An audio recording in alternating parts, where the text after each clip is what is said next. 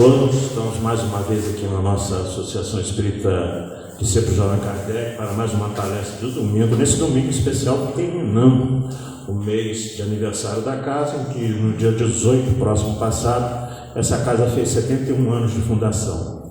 E hoje nós temos, para encerrar esse mês de aniversário, a presença sempre querida e brilhante do Guerreiro Lisone, estudioso da doutrina espírita, que sempre nos traz bastante ensinamentos acerca dela.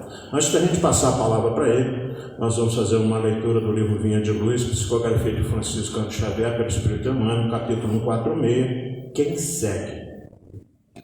E outra vez me falou Jesus dizendo: eu sou a luz do mundo, quem me segue não andará em trevas, mas terá a luz da vida. João capítulo 8, versículo 12. Há crentes que não esquivam às imposições do culto exterior, reclamam a genuflexão e o público trovejante, de momento a momento.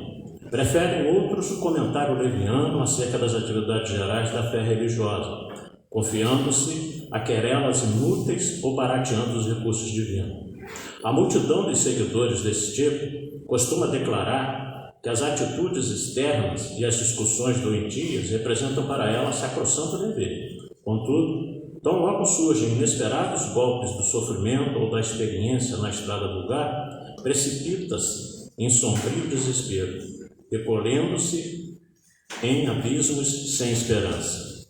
Nessas horas cinzentas, os aprendizes sentem-se abandonados e oprimidos, mostrando a insuficiência interna.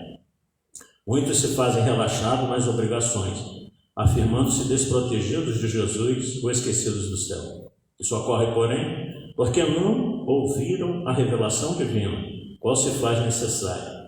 O Mestre não prometeu claridade à senda dos que apenas falam e creem. Assinou, no entanto, real compromisso de assistência contínua aos discípulos que o seguem.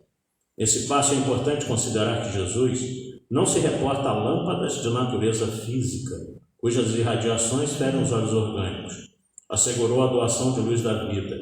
Quem efetivamente se dispõe a acompanhá-lo não encontrará tempo a gastar com exames particularizados de nuvens negras e espessas, porque sentirá a claridade eterna dentro de si mesmo. Quando fizeres, pois, o costumeiro balanço de tua fé, repara com honestidade imparcial se estás falando apenas do Cristo ou se procuras seguir os passos no caminho comum. Uma advertência de Emmanuel a todos nós de que quem segue a Jesus deveria se preocupar muito mais em praticar aquilo que ele ensina do que apenas falar, do que apenas demonstrar com palavras. E é por isso que Emmanuel deixa bem claro aqui, muitas vezes essas pessoas que vivem mais nas discussões insensatas, até mesmo dentro das religiões, não tiram proveito da mensagem de Jesus. E é natural que, por não ter essa fé, essa base religiosa que os possibilita viver mais tranquilo, sofrem. E sofrem de todas as maneiras possíveis. E se desesperam porque, na realidade, não, embora tenham conhecimento das leis de Deus e da mensagem de Jesus, não aclimataram no coração. Então, a mensagem de Emmanuel é nesse sentido. Quem segue a Jesus tem que realmente procurar segui-lo na acepção da palavra. Nessa página da manhã de hoje, a gente não vai se alongar muito não, a gente dá bastante tempo para o Guerreiro Lisone, a mensagem que ele vai nos trazer. E, curiosamente, a página tem tudo a ver com o tema, Ninguém pode seguir a Deus e a Mamon, Então, ou seja, a gente tem que realmente deixar um pouco essa preocupação com essa algaravia externa do mundo material e crescermos um pouco mais espiritualmente. É por isso que o sofrimento ainda campeia no planeta dessa forma exacerbada, porque a gente ainda não entendeu. Nós somos espíritos imortais, estamos aqui de passagem. Então nós vamos agradecer a Deus essa oportunidade, elevando os nossos pensamentos ao alto, pedir a Ele que nos proteja, nos abençoe, a todos que estão aqui no salão, os que não estão nos acompanhando pelas mídias, principalmente hoje no Facebook ao vivo, e amanhã está no YouTube. Pedir também que o mentor do nosso irmão Guerreiro possa pará-lo nesse momento para a mensagem que ele vai nos trazer na manhã de hoje. Nossa Mãe Maria Santíssima nos envolva a todos no seu manto de amor e bondade. Ave Maria, cheia de graça, o Senhor é convosco. Bendita sois vós entre as mulheres, que bendito é o fruto do vosso ventre, nasceu Jesus. Santa Maria, Mãe de Jesus, rogai a Deus por nós, pecadores, agora e na hora do nosso desenlace. E assim, com essa prece, nós damos por aberto a palestra na manhã desse domingo. E com a palavra, então, nosso querido amigo Elisói.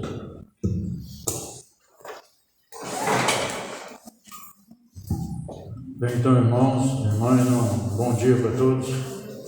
Que Jesus possa amparar nossos propósitos aqui nessa manhã, a fim de estudarmos a doutrina espírita, capítulo 16 do nosso Evangelho. Não se pode servir a Deus e a Mamon. Gostaria também de parabenizar a diretoria da casa atual e todas as demais diretorias por essa passagem significativa de 71 anos da casa, principalmente aos fundadores dela, há 71 anos atrás, onde essa casa, até os dias de hoje, traz a luz dos conhecimentos para nós todos. Então existe uma parábola que Lucas registrou de Jesus, por informações, capítulo 12, versículos 13 a 21, que fala da parábola do avarento. Até uma parábola pouco conhecida, mas essa parábola do avarento, Jesus, uma certa vez, estava diante de uma multidão, quando no meio da multidão alguém disse para ele, perguntando, Senhor, eu gostaria de saber do Senhor quando é que meu irmão vai partilhar comigo os bens que ele possui. Nós ganhamos os bens juntos e ele não repartiu ainda, não partilhou comigo esses bens. Então Jesus, tomando a palavra, dizendo que ele não tinha essa possibilidade, de algo fazer nesse sentido, que seria mais ligado à justiça da época, ele disse acerca de uma parábola, que ficou conhecida como a parábola da avareza ou do avarento, cuja parábola ele se refere a um senhor que tinha, muitos bens, muitos latifúndios, já tinha construído celeiros para albergar ou abrigar a sua colheita. Então ele resolveu fazer novos silos para guardar os seus bens e as colheitas dali por diante. Quando ele estava pensando que com isso ele poderia ter mais lucros, oferir mais bens, multiplicar os seus bens, gozar mais a vida. Quando Jesus arremata dizendo que naquela noite mesmo, pela insensatez dele, ele poderia perder a própria alma. Então a síntese da parábola do avarento seria nesse sentido, ligado também à lição que o nosso irmão nos trouxe, ligado ao tema dessa manhã, não se pode servir a Deus e a Mamon. Conforme nós sabemos, Mamon representa exatamente as coisas materiais da terra. Nós estamos aqui na terra, evidentemente, que precisamos das coisas dela para nós sobrevivermos. Mas importa também que nós consigamos sair daqui sem apego às coisas materiais. É difícil, nós sabemos quão difícil que é nós nos libertarmos das coisas materiais. Nós estamos impregnados dela, precisamos dela, Na verdade é realçar o que nós vamos levar daqui quando nós desencarnarmos. Não vamos levar nada, conforme sabemos, Nós vamos desencarnar e não levamos nada daqui. Com isso, as reflexões faz com que nós busquemos o próprio Evangelho, onde Allan Kardec sintetizou aqui exatamente a maneira através da qual nós colocamos alguns itens aqui dos irmãos, que nós buscamos no próprio Evangelho. Então existe uma passagem de um moço rico, que Amélia Rodrigues registra muito bem no livro Primícias do Reino, onde esse jovem rico foi ter com Jesus uma certa feita. O livro da Amélia é esse aqui, com essa capa que nós temos, evidentemente já deve ter outra capa, Primícias do Reino, um grande livro doutrinário nosso, onde Amélia Rodrigues consegue trazer mais além do que está nas narrativas evangélicas, uma criatura estudiosa, professora que ela foi, né? Poetisa, e Amélia foi buscar então com mais profundidade no próprio plano espiritual sobre esse moço rico, essa passagem do Cristo. Então ele foi pedir orientação para Jesus, o que ele precisava fazer para ganhar o reino dos céus. Aí Jesus disse para ele: procura observar a lei. Mas, Senhor, a lei de Moisés, né, os 10 mandamentos. Mas, Senhor, eu já faço isso. Então o que você tem, você reparta com os pobres e vem me seguir. Aí ele disse assim: mas, Senhor, eu vou, no domingo que vem, eu vou apostar uma corrida de bigas, eu não vou poder estar com o Senhor. Depois da corrida de bigas, que vai ser na arena do circo, eu voltarei. Eu já comprei os cavalos árabes, a própria biga, estou preparado com exercício para exatamente fazer essa corrida. Aí o jovem se afastou, e foi aí que Jesus disse, né, que é mais fácil passar um camelo no fundo de uma agulha do que um rico subir ao reino de Deus. Ou seja, a dificuldade que se tem da pessoa que tem muito dinheiro, que só quer multiplicar os seus bens, né, é de se libertar disso ou repartir aquilo que tem. É próprio ainda das criaturas ligadas a esses recursos, né? Ainda bem que nós aqui presentes não temos tanta riqueza assim, né? Graças a Deus. Tem uma prova, né? Na Kardec classifica aqui, tem a prova da riqueza, pior ainda que a prova da pobreza.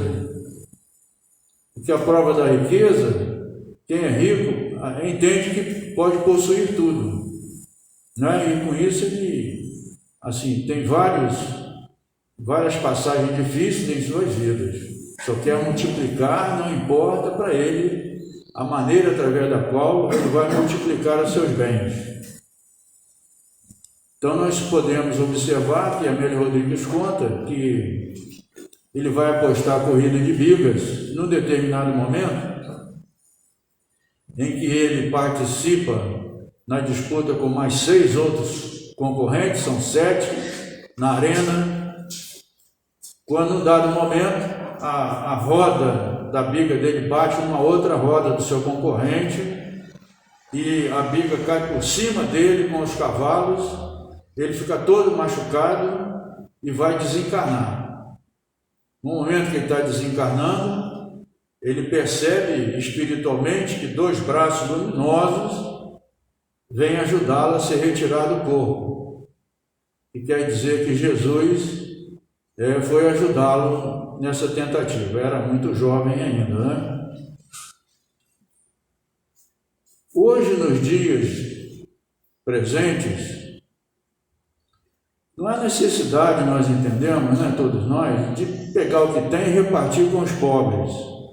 Nós podemos muito bem, quem tem esses haveres, mantê-los e fazer um trabalho de obrar através da caridade para ajudar essas pessoas necessitadas.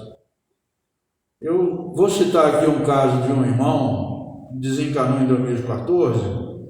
Esse irmão é o Antônio Hermílio de Moraes.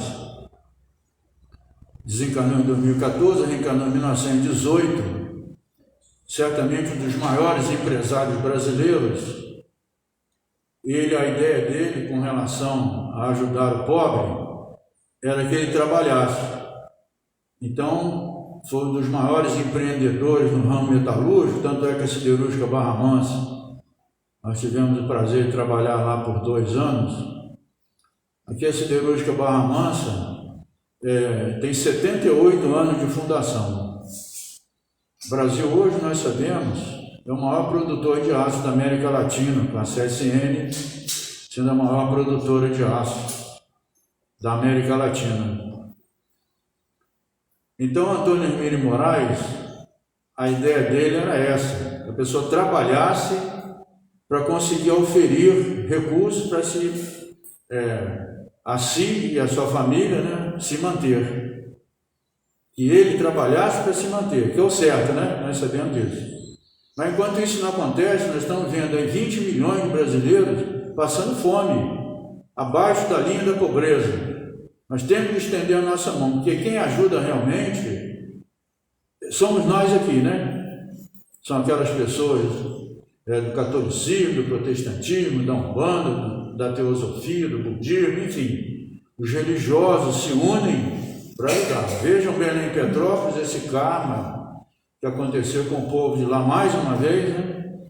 Quem se reúne para ajudar mesmo são as pessoas de baixo, né? As pessoas mais religiosas, que às vezes os recursos que vêm governamentais são até desviados. A gente sabe que é assim, infelizmente, né? Os recursos são desviados por aqueles que têm a incumbência de reparti-los e multiplicá-los, né? Em prol das famílias que sofreram os desastres. Como quer que seja, a importância da caridade para todos nós. Meu pai desencarnou em 1994, sofreu um infarto do miocárdio, só fazer assim ponte de safena. E nós conseguimos lá no Hospital de Beneficência Portuguesa, ele fosse internado lá para fazer a cirurgia cardíaca. E o Antônio Hermílio de Moraes é o dono de lá, foi ele quem fundou para ajudar os pobres. Não se cobra nada de lá, pelo menos na minha época, né? Em que nós fomos levá-lo. E existe ainda uma vila bem próxima ali, do lado praticamente do hospital. Alguém conhece o Hospital da Beneficência aqui? Português conhece, né? Muito bem. Uma vila atrás, pelo menos na época, em que a gente se hospedava de graça. Então vinha uma pessoa que infartou lá no Piauí, lá no Maranhão, no Norte, ele acolhia, Antônio Hermílio acolhia a todas essas pessoas, principalmente as pobres, né?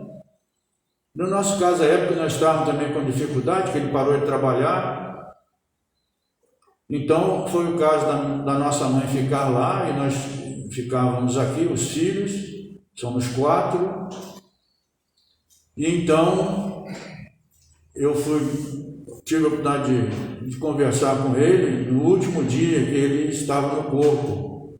Nós tínhamos uma enfermeira que nos ajudava, e ela era vizinha nossa, e foi para lá para trabalhar. E quando ela então depois comentou conosco, né, nosso pai teve assim alguns problemas na época em que ele foi fazer a cirurgia, eram 20 pessoas naquele dia, a gente entende que talvez fosse por dia, aí eram 20 leitos, a equipe médica serrava essa região torácica, afastava os ossos, né, para liberar o coração, dos 20. Meu pai era um dos 20 naquela manhã. Então, quando abriu, o coração dele parou de bater. Aí eles fizeram rapidamente injeções para reativar o coração não respondeu. Aí eles foram fechar, aí de repente voltou o coração.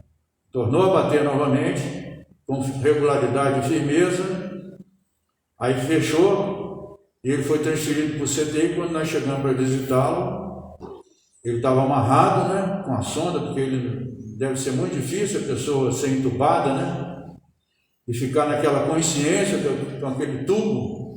É uma coisa primitiva, parece, mas até hoje é assim, né? A pessoa é entubada. Deve ser horrível ficar com isso, se não sedar. Parecia que ele estava sedado, mas ele estava escutando, porque eu conversei com ele, falei, né, assim, ele entender que já estava assim, que logo ele ia sair dali, que estaria tudo bem para ele, a cirurgia foi um êxito. Mas o médico tinha dito que estava muito difícil a situação dele, porque ele pegou uma bactéria lá dentro do hospital e acabou se transformando numa septicemia, e ele desencarnou, né, com essa situação difícil.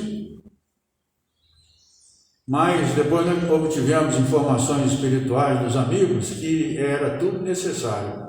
Está tudo certo, diante das leis, ele ainda teve que resgatar algumas provas do passado dele, mas já estava tudo certo. Ele havia resgatado através daquela cirurgia lá que foi feita.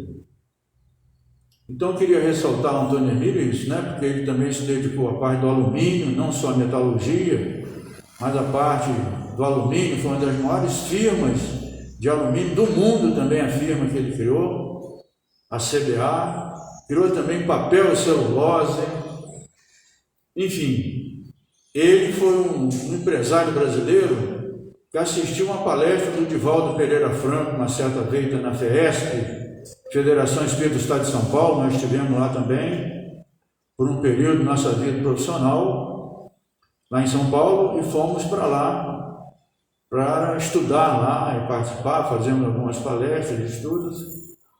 Aí o Divaldo foi fazer uma palestra lá, um determinado dia, ele estava presente, ele era espiritualista, Antônio Emílio de Moraes. Quando depois que o Divaldo terminou a palestra, ele ficou tão impressionado com a palestra do Divaldo. O Divaldo comentou também na Mansão do Caminho, um trabalho extraordinário que ele com a equipe fazem lá em Salvador, na Bahia. E ele chegou para o Divaldo e falou: Divaldo, quer dizer que você ajuda aí cerca de 3.000 crianças com estudos profissionalizantes e dá 4 refeições por dia para eles? Sim, perfeitamente. Nós recebemos muita ajuda, então nós conseguimos fazer isso. Aí ele assinou um cheque, deu em branco para o Divaldo. Pouca gente sabe isso aqui. Assinou um cheque em branco para o Divaldo. Divaldo, o que você precisar, você pode usar esse cheque. E a partir de hoje, necessitou você de alguma coisa, de algum acréscimo, para fazer algum tipo de obra, enfim, qualquer coisa que você precisar, você me liga. E nós estamos juntos aí no campo da caridade. Não é possível nós deixarmos as crianças brasileiras passarem fome, ficarem sem estarem alfabetizadas. Seu trabalho é um dos mais meritórios que o mundo conhece. Ele falou naquela época, logo depois de Divaldo, né, em 2010, ele seria embaixador da ONU, devido ao seu trabalho. Então, uma pessoa que ajuda realmente o próximo, conforme sabemos, e vai completar agora, né, 95 anos, ele no dia 5 de maio de 1927, o Divaldo vai completar 95 anos e não parou de trabalhar. Isso é que é importante. A gente no Espiritismo podemos aposentar, essa ideia de aposentar na doutrina não pode existir para nós.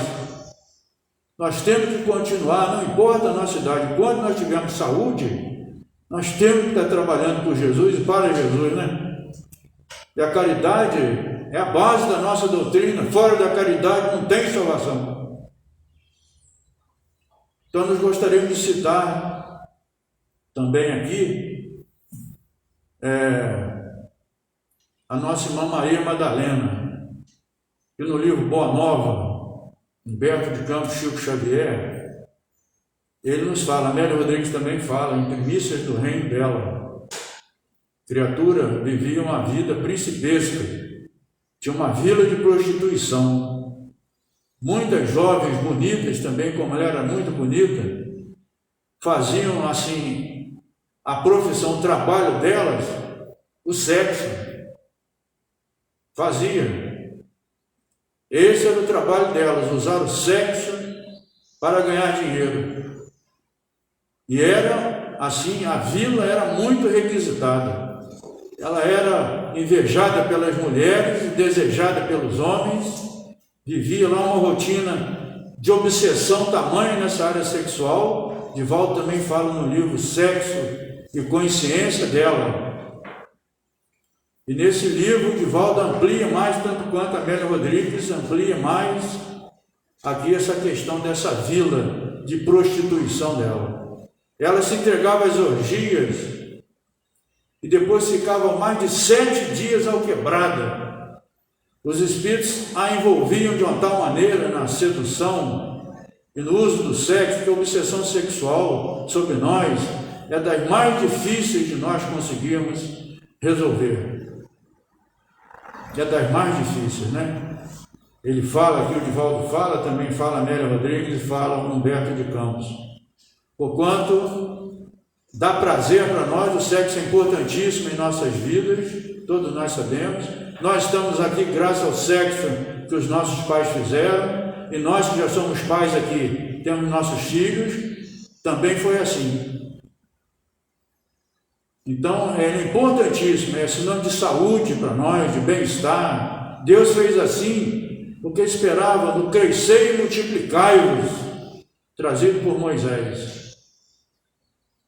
E, no entanto, o mau uso dele faz com que muitas criaturas cometam até abortos, que são assassinatos de crianças. O mau uso, né? E vai acontecer, então, que ela, ao quebrada, ficava 7 dias assim para se recuperar. E se recuperou. Uma vez, uma das irmãs que trabalhava com ela ouviu uma palestra de Jesus. Aí disse para ela que ela deveria procurar Jesus, que estava na casa de Simão Pedro, em Cafarnaum. Ela morava em Magdala. Magdala é uma cidade muito próxima ali, só atravessar assim parte do rio, parte do lago de Genezaré, de barco, e já estaria em Cafarnaum. E ela resolveu fazer isso um dia. Ela saiu de barco, atravessou de barco, foi para Cafarnaum, chegou na casa de Simão Pedro. Quando ela chegou na casa de Simão Pedro, Pedro não gostou dela estar lá na casa dele, que era uma prostituta. Mas Jesus parecia que estava esperando por ela. Jesus sempre disse que ele não veio para os sãos, ele veio para os doentes, principalmente doentes da alma. Curou inúmeras criaturas, conforme sabemos, e curou também inúmeros irmãos e irmãs doentes da alma. Aí estava aguardando por ela. Ela chegou, começaram a conversar, e ela vai dizer que ela era uma criatura estéril, não podia ter filhos, e que estava aguardando a qualquer momento ser lapidada através de pedradas, porquanto já se falava em lapidar Maria Madalena de Magdala, da cidade de Magdala. Aí Jesus disse assim: Maria, você pode ser mãe dos filhos das outras mães. Você pode fazer muito em benefício do próximo. Faça, Maria, pelo sacrifício. Sacrifício é a maior forma de caridade que existe. Olha só o que Jesus falou para ela. Que o sacrifício é a maior forma de caridade que nós podemos apresentar a Deus. A caridade pelo sacrifício. É importantíssimo que nós, como Antônio Hermídio Moraes fez, doasse recursos, importantíssimo. Mas nós temos que ter a nossa participação, né? Nós temos que fazer algo, nós próprios, benefício do próximo. Temos que ir em busca do infortúnio oculto, conforme fazia Vicente de Paulo. Ia de porta em porta, para saber o que a pessoa precisava. Tornou-se um dos santos mais virtuosos, com mensagem no capítulo 13 do nosso Evangelho: não saiba a vossa mão esquerda o que dá a vossa mão direita. Que a caridade é a chave que abre a porta do céu. Olha só, fala ele desse jeito, considerando as pessoas mais virtuosas e caridosas que já pisou aqui na face da terra. São Vicente de Paulo, né? Da Igreja Católica. Então, Jesus disse o sacrifício, que ele se sacrificava por demais em benefício do semelhante. A gente tem que também refletir isso. O que nós fazemos de sacrifício para ajudar o próximo? Nós estamos indo realmente em busca do infortúnio oculto, estamos acomodados. Vamos refletir nisso, não é? Então Jesus disse isso para ela, que ela seria assim, uma grande colaboradora dele no futuro. E Jesus partiu. Um dia Jesus partiu. E Jesus partindo,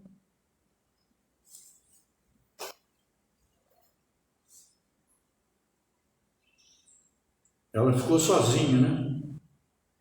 Tanto é que depois que Jesus desencarnou, ela foi lá no túmulo dele, que foi uma gruta que José de Arimateia comprou especificamente para abrigar o corpo de Jesus.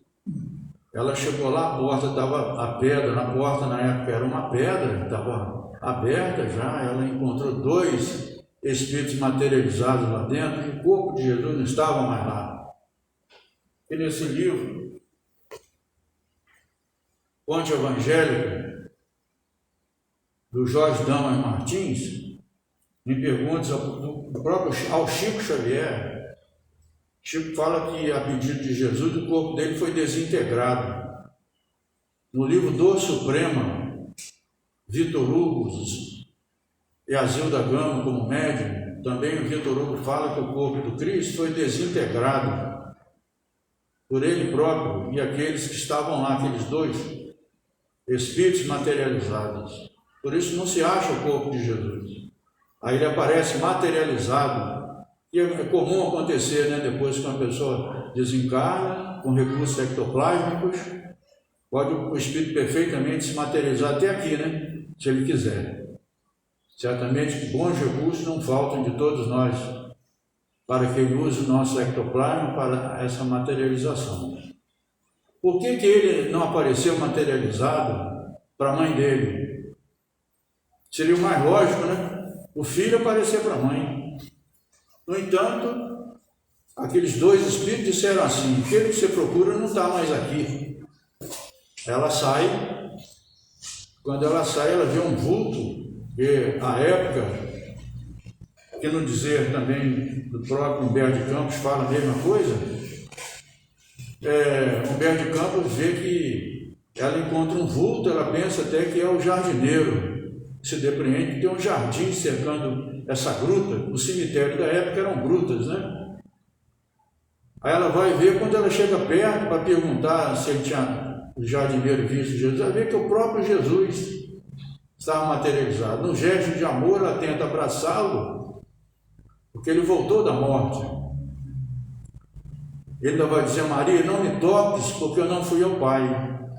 Humberto de Campos fala que a materialização do Cristo não estava completa ainda. Quem estuda aqui sobre materialização sabe disso, né? Não se pode tocar o espírito, a não ser que ele consinta, senão o médium pode desencarnar na cabine. Se a gente vai abraçar o espírito materializado, o médium desencarna. Que a energia dele na materialização total, né? Às vezes da própria plateia. Enfim, vá, Maria, e diga no cenáculo para os meus apóstolos que eu não morri, que eu estou vivo novamente. Aí Maria vai para lá, Jesus desaparece, vai aparecer só no caminho de Emaús. No caminho de Emaús, né? Materializado. Pedro estava lá também, por essa hora, segundo nos informa Vitor Hugo, né? Enfim, o que acontece é nesse questionamento, por que, né? Jesus apareceu para ela. Que era uma prostituta, uma pessoa abandonada, relegada, humilhada, ridicularizada, perseguida, que até os dias de hoje é assim, né, com as irmãs prostitutas. Mas o fato é que ele apareceu para ela. Quando ele partiu, então, em definitivo, né, depois de ficar 40 dias, diante de 500 na Galileia, ele ascende até o local que ele se encontra hoje, que na Terra mesmo, né, na 7ª esfera espiritual da Terra, já temos informações sobre esse assunto.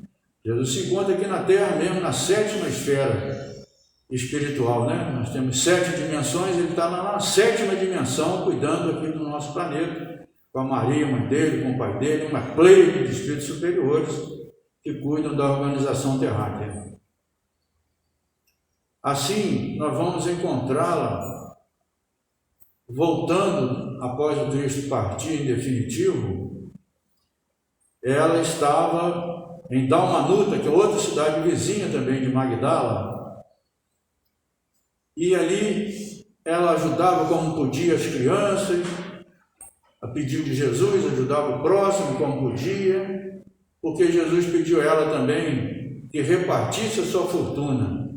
Divaldo entra em detalhes, exatamente no livro Sexo e Consciência, ele entra em detalhes como que foi a venda da vida de prostituição dela, os bens todos que ela tinha acumulado. Ela repartiu tudo com os pobres e passou a seguir Jesus. Quando Jesus partiu, os apóstolos não a quiseram mais com eles, não quiseram. Achavam que ela ia voltar para a prostituição de novo. Aí ela se encontrava lá, ajudando as crianças em Dalmanuta. Chegaram 10 leprosos vindo da Idumeia, perguntando por Jesus. Aí ela disse que ele tinha partido já. Nós viemos aqui em busca da cura da lepra. A vigilância sanitária da época envolveu o grupo todo, não podia ficar, né? O leproso podia ser até apedrejado até a morte, era a lei da época, né? O leproso podia ser morto por apedrejamento. Então o que vai acontecer? Ela vai levá-los até o Vale dos Imundos em Jerusalém. Ela vai até lá. E lá ela tem a oportunidade de conviver com os leprosos. Muitas criancinhas leprosas na época estavam lá. Então ela se dedica com todo o amor àquelas crianças, convive com as crianças leprosas. Muitos estavam febris, choravam muito, ela sempre cuidava como se fosse uma enfermeira de Jesus ali.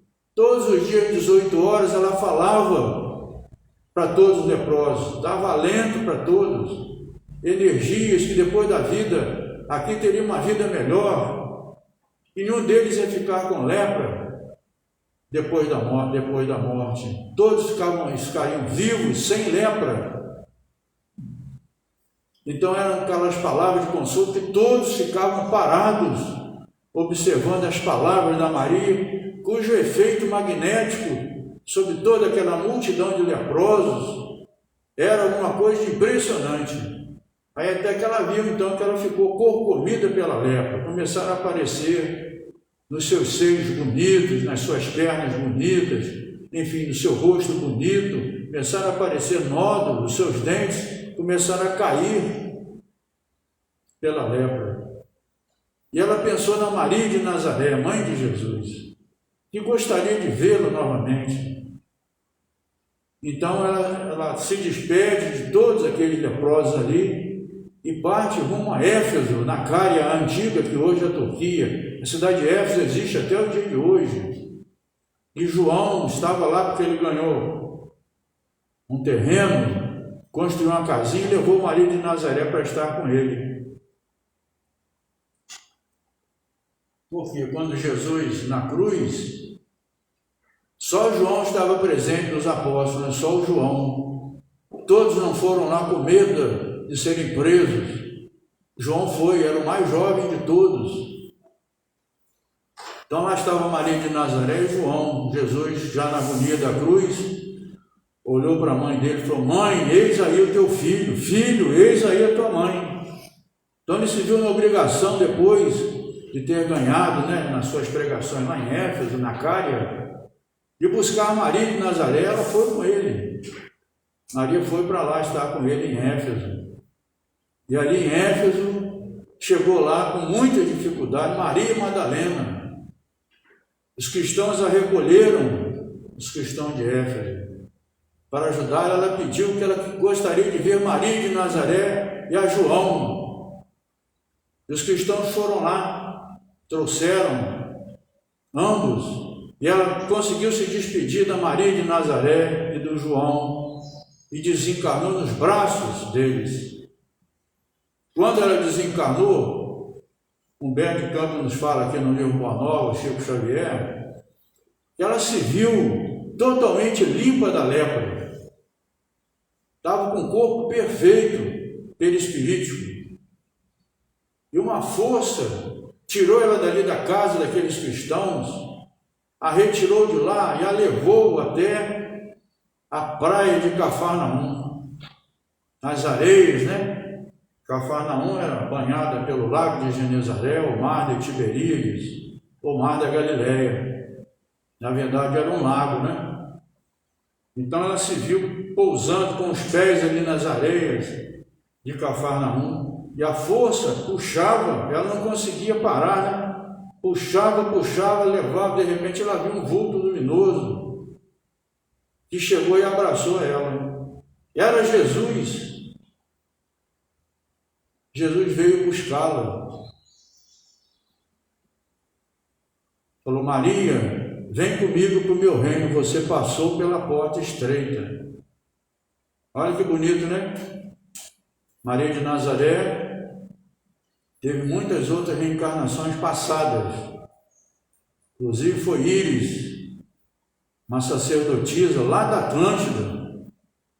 Inclusive eu tenho feito alguns seminários sobre Maria Madalena de Magdala. Não sei se a casa aqui um dia quiser resolver fazer um seminário, nós poderíamos fazer até um seminário sobre ela, né? Que dura umas 3 horas.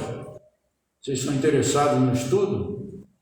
Podíamos aí ver com a direção da casa, se é possível, né? Escolher um domingo aí para nós fazermos esse seminário, um outro dia, né? Um sábado, não sei, né? Para fazer, porque tem muitas reencarnações, tem muitas informações sobre ela, inclusive aqui, nesse livro nós temos também informações de outras reencarnações dela. Temos informações de reencarnações dela, né? Como a Madre Teresa de Calcutá, foi a última das encarnações dela.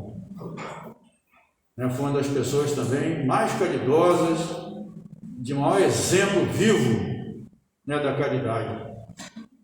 Que foi a Madre Teresa de Calcutá, desencarnou no dia 5 de setembro de 1997. Jesus veio buscá-la em várias reencarnações. Nessa ele não pôde ir, certamente com um afazeiro lá nessa sétima esfera, e ela era muito devota de Santa Teresinha de Lisieux, que é uma das mentoras da França, e a Joana de Anjos estava lá. Quando ela desencarnou no dia 5 de setembro de 1997, Joana de Anjos, depois ela falou para o Divaldo, tem uma mensagem dela no livro do Divaldo, que fala disso, nós estamos falando aqui. Então nós temos muito material sobre ela, né? Então mais tarde, se houver esse consentimento por parte de vocês, nós aqui estaremos, se Deus quiser, para fazermos esse seminário. Então, por último, agora nós gostaríamos de falar do mentor aqui da casa, que foi rico também, o Zaqueu. O Zaqueu era muito rico. Tiramos informações também, né, desse livro aqui, ó. O 13º Apóstolo, certamente é um livro que muitos de vocês conhecem, do Jorge Damas Martins, muito estudioso da doutrina. Ele fala disso aqui. O 13º Apóstolo foi o Zaqueu, Matias, ele viria a ser o doutor Bezerra de Menezes mais tarde, que é o mentor aqui da casa, né?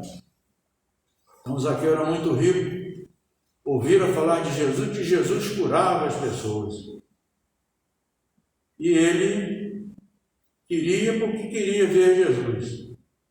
E um dia Jesus se aproximou de Jericó, cidade onde ele era um publicano. O publicano era a pessoa, na época, das mais odiadas, porque o publicano, ele explorava seus próprios irmãos, mas ele ganhava isso honestamente. Os romanos mandavam lá também na Palestina, mandaram no mundo inteiro, né?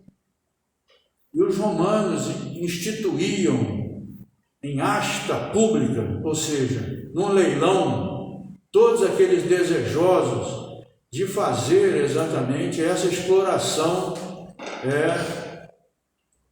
dos recursos monetários do povo.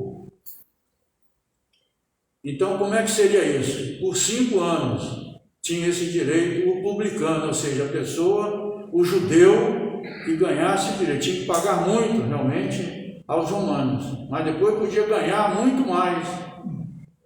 E o Zaqueu se interessou por isso. Aí ele ganhou em asta pública esse direito, então ele podia explorar seus próprios irmãos lá em Jericó. Toda Jericó ficava sob a jurisdição dele, era o único publicano de lá, e era exatamente aquele que explorava o povo através dos impostos. Nós também não gostamos de pagar imposto, né? E nós somos o país que mais assim paga imposto no mundo. Quem às vezes acompanha aquele impostômetro, vê quanto que se ganha por dia, né? O nosso governo ganha. Não retorna quase nada em benefício do povo, né? Mas tem imposto até no quilo de feijão, no quilo de arroz. Tem ou não tem? A gente sabe disso, né? Nós somos o país que mais paga imposto no mundo, somos nós. E na época também não era diferente, né? Não era diferente. Então ele ganhava imposto através de um dízimo que era cobrado. Ele ganhava imposto através de uma outra forma de se atravessar assim a alfândega. Semelhantemente, quando nós viajamos, temos que pagar aí o imposto através, né, do nosso automóvel. Lá tinha também o imposto, esse era um espartitório.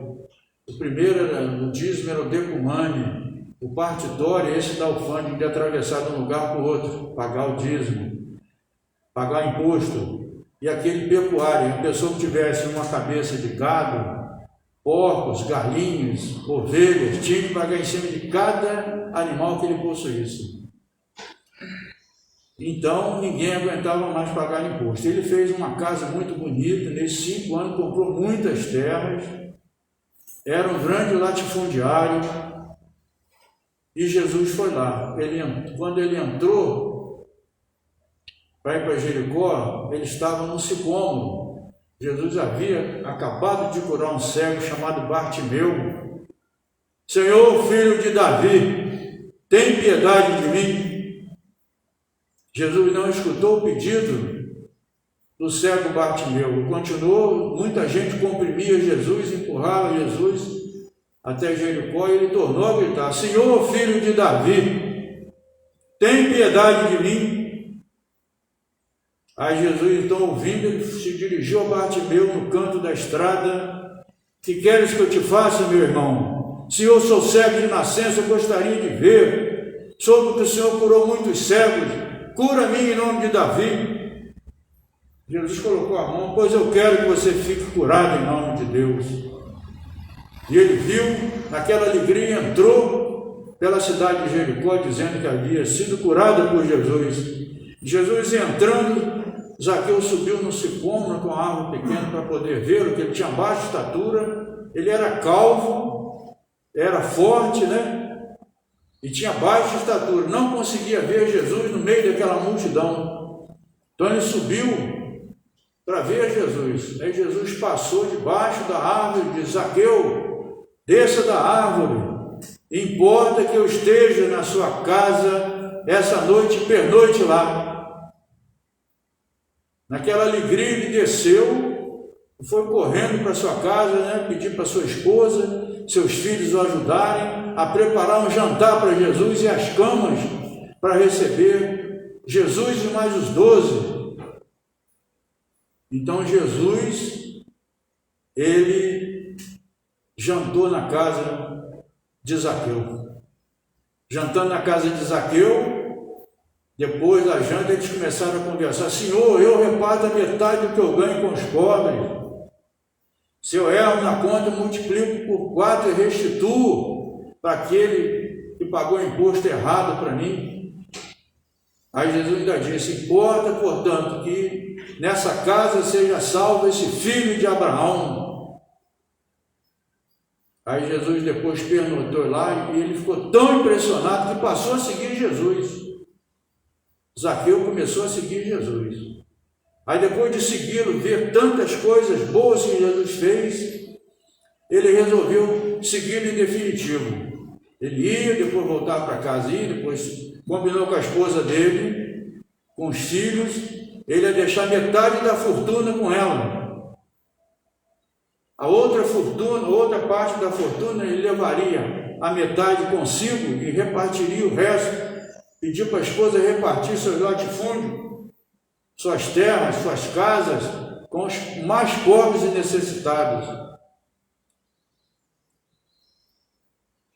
Foi ele, praticamente com a ideia de Simão Pedro e Tiago de fundarem a Casa do Caminho, foi ele o financiador da Casa do Caminho. Foi ele. Zaqueu, outros ajudaram, mas quem mais ajudou a erguer a Casa do Caminho foi ele, Zaqueu. Depois de trabalhar muito, vai haver exatamente com 120 cristãos que lá trabalhavam na época. Era uma casa grande, tinha um auditório para 120 pessoas, tinha uma enfermaria para 100 leitos, 50 na área masculina e 50 na área feminina, com muitas casas, com muitos cômodos, com banheiros, né? Com quartos. Inclusive lá foi a primeira vez que se fez a ideia de se fazer enxovais para as criancinhas pobres. Quem liderava exatamente essa confecção era Dorcas, uma irmã, que uma certa feita, Dorcas caiu como se estivesse desmaiada. Chamaram Simão. Quando Simão chegou, ele viu com a evidência dele que ela não estava morta, o coração parou de bater, batia imperceptivelmente. Aí ele percebeu que o perispírito de Dorcas estava ligado ao corpo, ela não tinha desencarnado, o cordão prateado não estava rompido. Então ele, através do passe, ele reergueu Dorcas. Então, nesse soerguimento de Dorcas, nós vamos encontrar Simão Pedro muitas vezes socorrendo lá o paralítico, socorrendo o faminto, socorrendo o doente, socorrendo a criança. E ali naquele gesto de amor, aquele grupo enorme que se envolvia, exatamente buscando a casa do caminho como recurso para os seus problemas, o sol batia em Simão, e quem estivesse na sombra dele, olhem só, era curado. Foi lá que depois de muito trabalhar em prol dos necessitados, o Simão disse que o amor cobre uma multidão de pecados. Foi ele quem disse, não foi Jesus, né? Incentivando-nos a todos na prática da caridade. Então, ele vai ganhar o lugar do 13º apóstolo, aquele que ficaria no lugar do Judas Iscariotes, né? Que morreu por suicídio enforcado.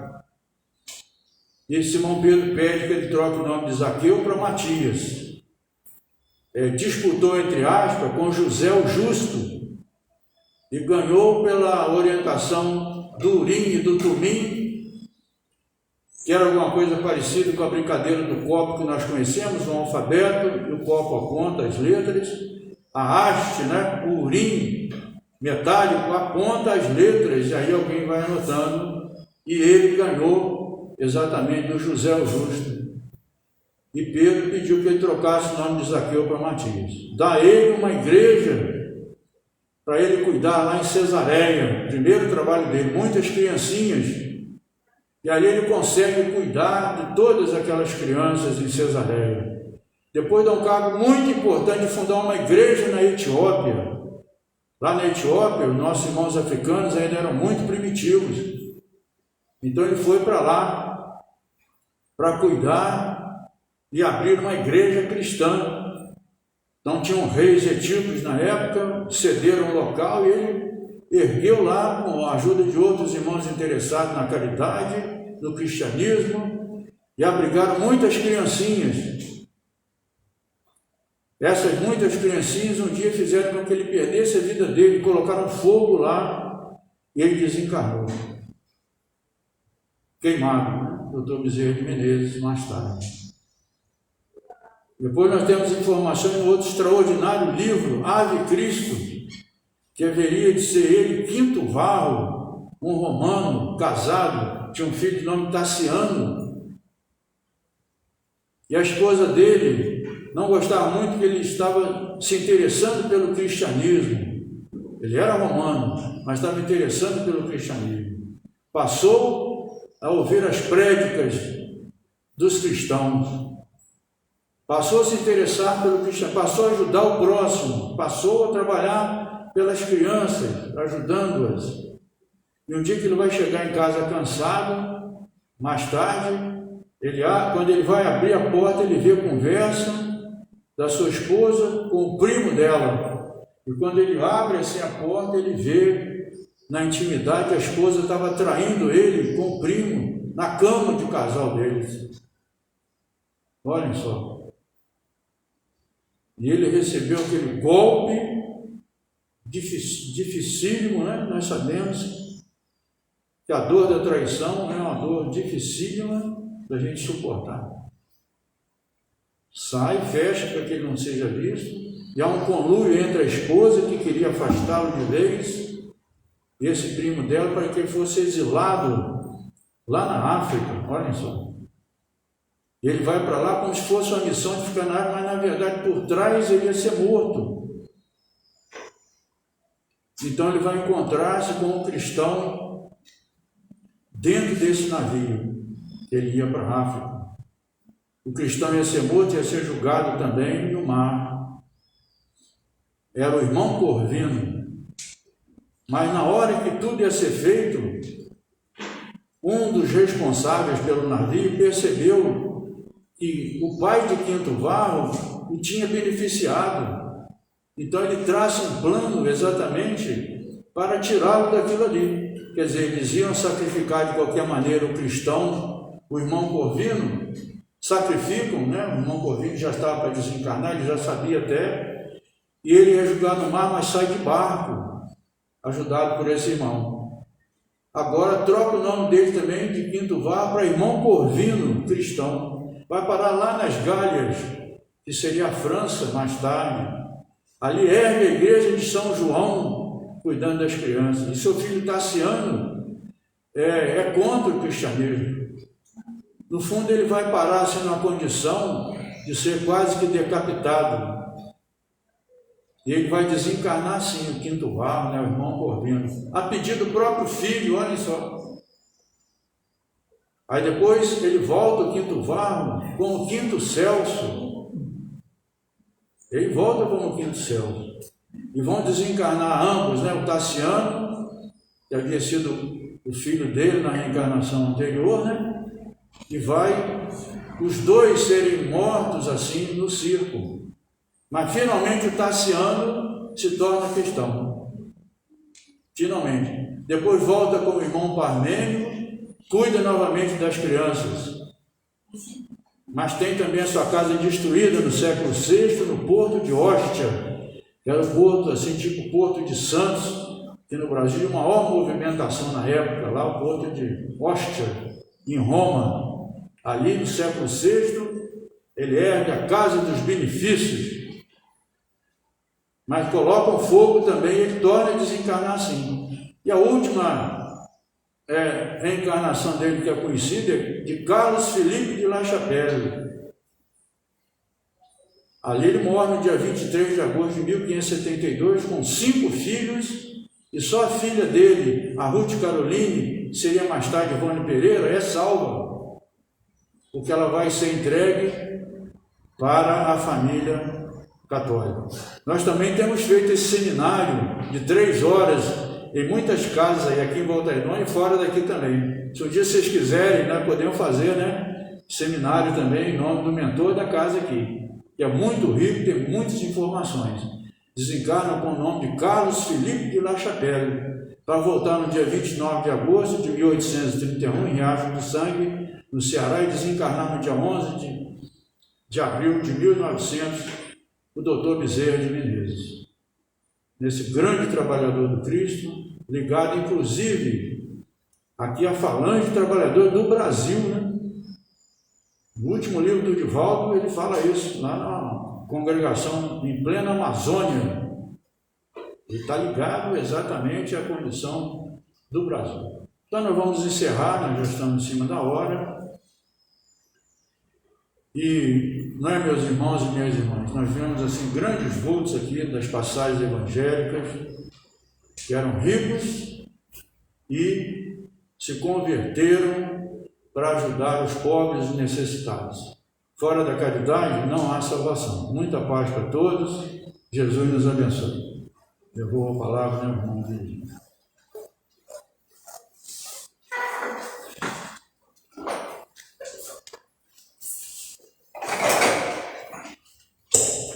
Agradecemos muito o Guerrizone, né? Sempre uma viagem pela história do cristianismo e pós-cristianismo, bastante esclarecedor. A sua proposta com certeza será levada à próxima reunião da nossa diretoria, de repente, segundo semestre, uma data que você já nos deu, né? A gente vai o seminário ao invés da palestra.